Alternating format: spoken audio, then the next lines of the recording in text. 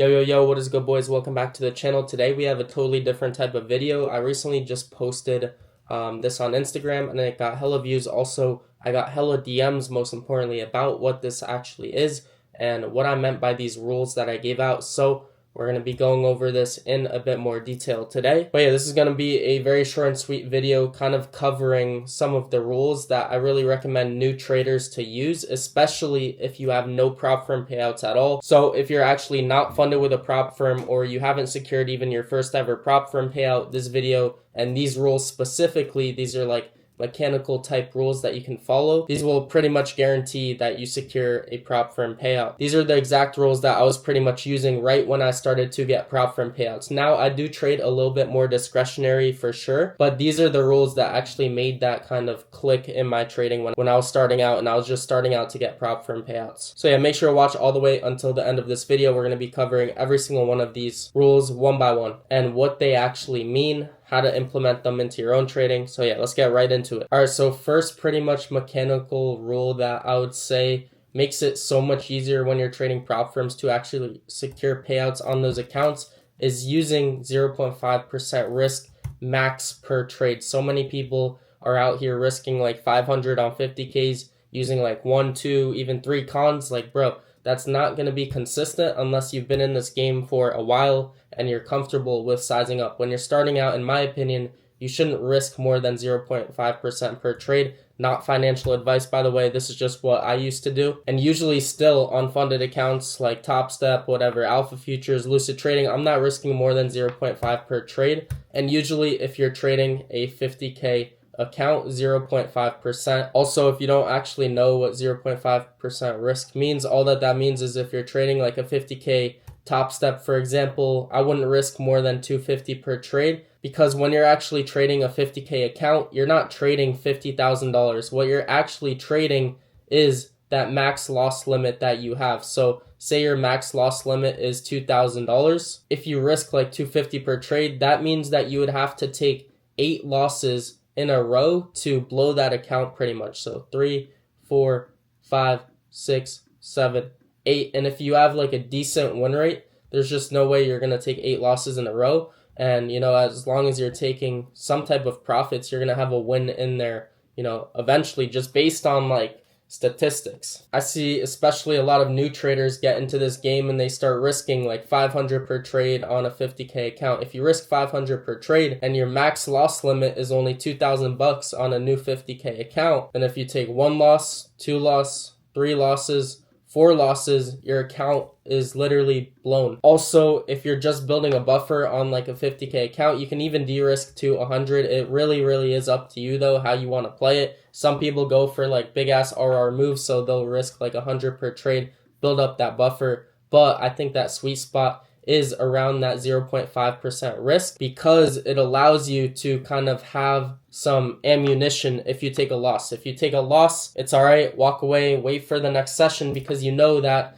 in order to blow this account, I'm gonna then have to take like 7 losses in a row, which if you're trading like a decent model, you're following the higher time frame narrative and you're not actually crashing out, it's hard to take 8 losses in a row. It will happen for sure. Like, every trader goes on losing streaks, but the probabilities of this actually happening and you blowing an account, taking 8 losses in a row, is way less probable if you're actually risking properly and you have some bullets in the tank on that account and you're not just, you know, having 4 trades. Because also keep in mind, a lot of your guys' strategies are not like 80% win rate. Like, if we're being dead ass, go look at your FX replay. Whatever your average win rate is, like say your win rate's like 50% or something, that means that you can straight up take 5 losses in a row, right? But your strategy can still be profitable. If you're taking 5 losses in a row, but you're risking 500 per trade, boom, your account's gone, right? You got to risk properly, especially if you know you have a win rate that's not like 80, 90% per trade, because you pretty much got to let yourself have, you know, more bullets in that account to pretty much let the stats even out and not just blow your account, you know, risking heavy as hell. Also, this is not financial advice. This is just what I would do on my own prop firm accounts, my own sim funded accounts, is I would risk 0.5%. The next thing that I would do is actually I would only take 1 trade a day. What does that mean? Pretty much one good setup following the higher time frame narrative, which we're actually about to get into in a little bit. But The power of just pretty much looking for one good setup in a session. If you get your setup, you take it. If you don't get your setup, you don't take it. The setup that you take will either be a win, a loss, or a break even, right? There's no emotions in that when you actually understand that there are 3 different outcomes to a trade no matter what: win, loss, or break even. One of the biggest issues that I see with like a million beginner traders is they go into the market, right? They take a trade, whether it's break even, win, loss, whatever, doesn't matter. And then they take a trade after. Say you take a loss, they're going to want to re-enter chasing the same drawn liquidity. But what the actual power is in just sticking to one trade a day is that if your higher time frame narrative or your higher time frame drawn liquidity is actually incorrect, taking one trade a day will save you, especially if you take a loss, because when you come back in a new session, you have then a new drawn liquidity, which your probabilities of then winning are a lot higher than if you were to keep trading that same exact session. Also, this is something that I do practice in my own trading. It's one of my most important rules ever. Also, you may be thinking like, yo, I don't want to just take like one trade a day. Like I want to trade like maybe 2 sessions, like maybe AM session, maybe even Asia session. I do trade a lot of Asia. I love the Asian markets, very slow markets. So you want to trade 2 sessions? All right, get a different batch of prop firm accounts for the different sessions. What I'll do a lot also is I'll trade one batch of prop firm accounts, like for example, like Topstep accounts. Say you got 5 Topstep accounts. All right, trade those in Asia, and then AM session, trade a different batch of accounts, trade Lucid accounts, trade Alpha accounts, whatever.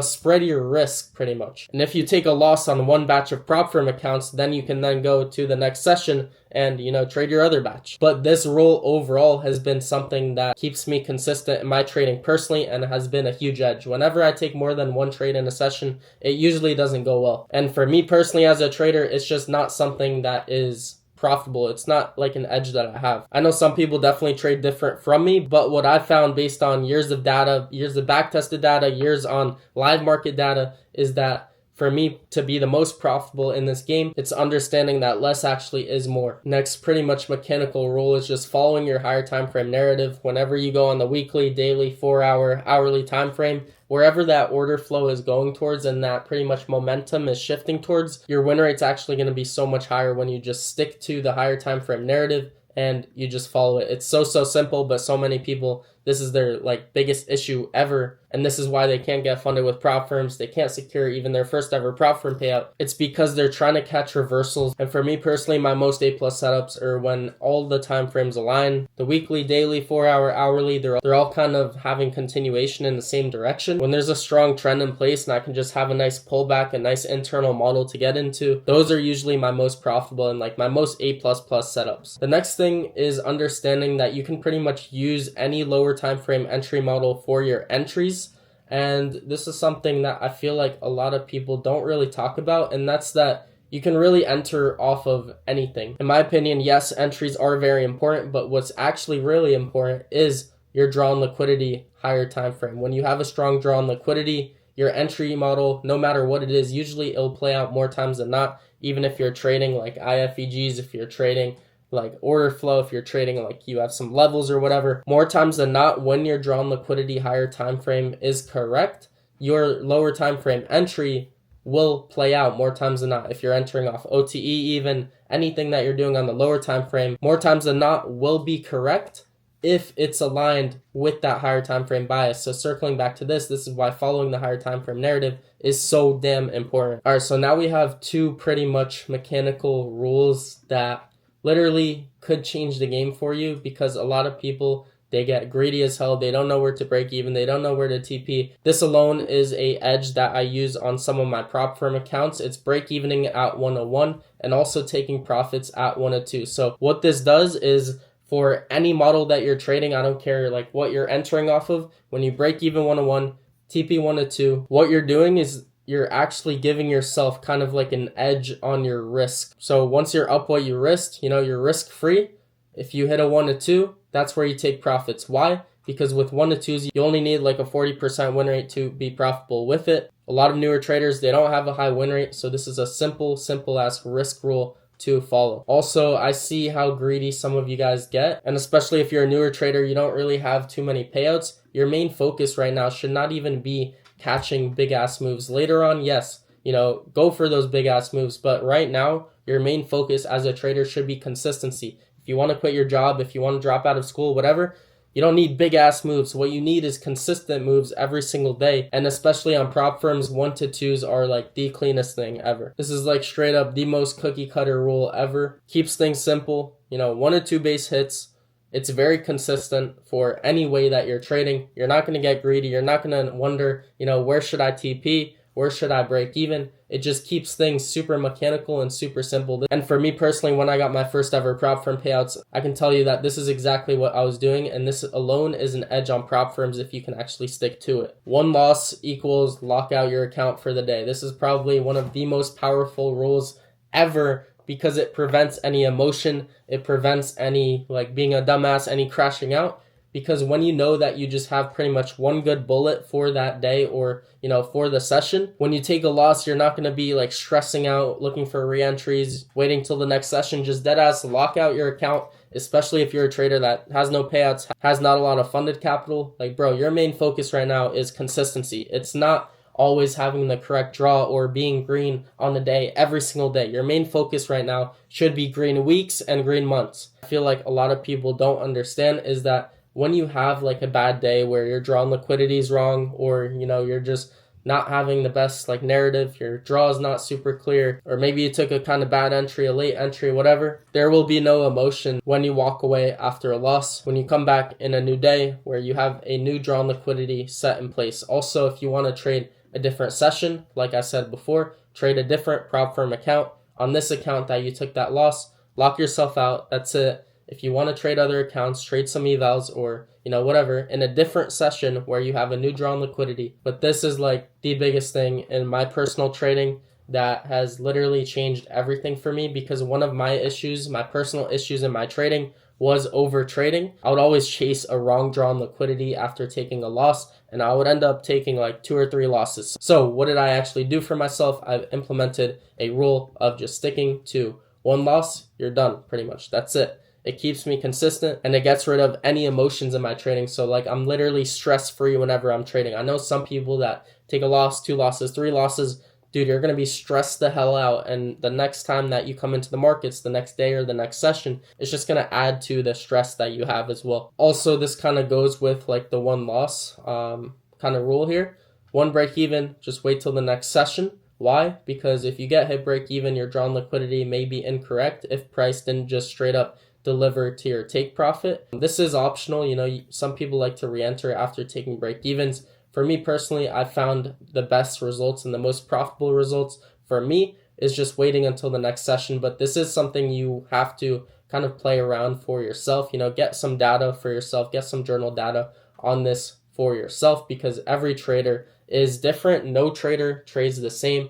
I won't trade the same exact way as you. Even if we trade the same exact model, we all trade a little bit differently. We all have to kind of adjust things to ourselves to give ourselves an edge as a trader. Also, this is why it takes so long for some people to become profitable, is because you really have to kind of find your own edge as a trader based on your weak points. And last but not least, discipline. None of this matters if you can't actually stick to it. If you can combine all of these mechanical rules, I promise you, bro, it's going to help you so much in your trading, because these are some of the rules that I use every single day in my trading. And also, just circling back to this, the reason why I'm actually making this video is because a lot of people asked me about this video that I made. So I just wanted to do a full detailed breakdown of this. Hopefully this really helps some of you guys out. Also, if you're a trader that's still not yet funded with a prop firm, or you keep blowing evaluations, you keep just wasting every single dollar from your bank account